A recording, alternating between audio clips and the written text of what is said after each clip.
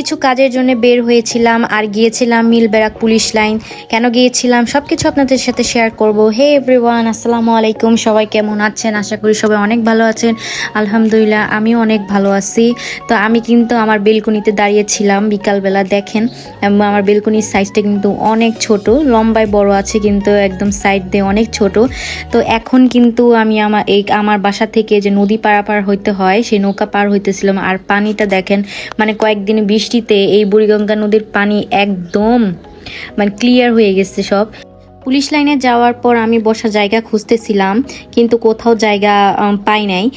কোথাও জায়গা আছে নাকি আমি সেটাও জানি না, কারণ আমি খুব কমই আসছি মিলব্যারাক পুলিশ লাইনে। যদি থাকে অবশ্যই জানাবে। এরপর দেখতেছি মিলব্যারাক পুলিশ লাইনে সবাই ট্রেনিং করতেছে, কেউ প্যারেড, কেউ প্লে খেলা করতেছে বা যে যার কাজ করতেছে। আসলে এই টাইমটা ছিল প্রায় দুপুর 2:30 বা 3টার টাইমে।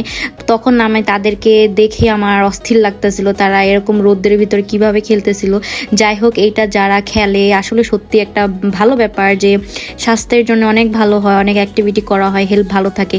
আমিও যদি এরকম খেলতে পারতাম প্রতিদিন, তাহলে আমার ওজন মনে হয় 1 মাসে 10 কেজি কমে যেত। কিন্তু আসলে আমার শরীরে এত শক্তি নাই, এত সামর্থ্য নাই যে প্রতিদিন খেলাধুলা করব বা অ্যাক্টিভিটিসে জয়েন করব।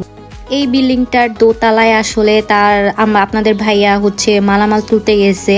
আর আপনাদের ভাই আমাকে নিয়ে আসছিল তার যে খাতা আছে, যে খাতা দিয়ে সে আসলে মালামাল তুলবে, মানে তার হচ্ছে যে পোশাক বা অ্যাক্সেসরিজ যা যা লাগে এখান থেকে দেয়, সেগুলো সে নতুন করে তুলবে। তার জন্য সে নিয়ে আসছিল। সে যেহেতু ডিউটিতে ছিল, সে আবার বাসায় ব্যাক করবে না, তার জন্যে আমি আসছিলাম বই দেওয়ার জন্যে। তো এসে দেখলাম আমাকে বই দেওয়ার কথা বলে 1.5 ঘন্টা ধরে নাই। তারপর দেখি সে সব কিছু মালামাল তুলে নিয়ে আসছে। এরপর সব কিছু গুছিয়ে আমরা বাসায় চলে যাচ্ছিলাম। আর তখন আমরা দেখলাম আকাশটা এত সুন্দর লাগতেছিল, মানে নদী আর আকাশ একদম মিলে গেছে। আর ভিউটা এত সুন্দর লাগছিল, জানি না ক্যামেরায় কতটুকু ভালো আসছে, তবে সত্যি অসাধারণ ছিল।